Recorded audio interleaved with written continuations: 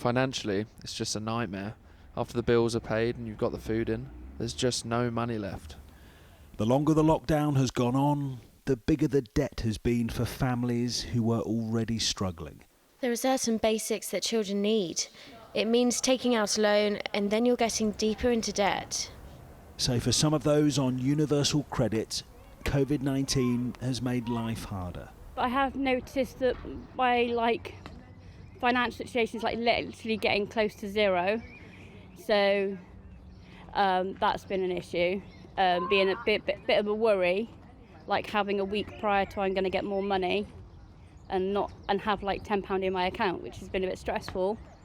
Single mum Julie Hutchings from North Somerset has spent most of the lockdown shielding as she lives with the long-term, painful condition fibromyalgia.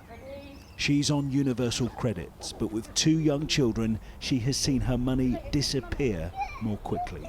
Boys are snacking more, so a lot more biscuits, chocolate bars, fruit, which is quite expensive anyway. So yeah, the costs are just going up the longer we're on lockdown, I guess.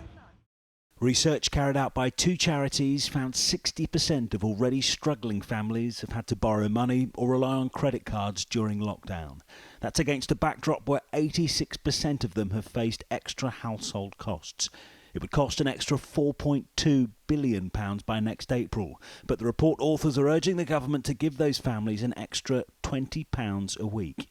What people need is just a bit of breathing space over the summer. So what we need to see is an urgent lifeline, £20 extra a week on universal credit or child tax credit, which only goes to families who are on low incomes. And that's enough to have enough money each day to make sure your child gets a good breakfast, to know you can give them lunch and dinner. The government stresses it has increased benefit support and made more than 1 million urgent universal credit payments since just before the lockdown period. For Julie, she says it's the food parcels provided by charities that have really helped. We also got cereals, bread. We get recipes and activities that we can do with the children. We are seeing enquiries continue to increase every day.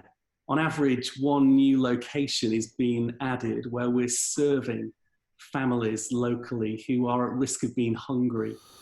Whether food on the table or money in the meter, there are fears those struggling may have to endure even more as the lockdown continues.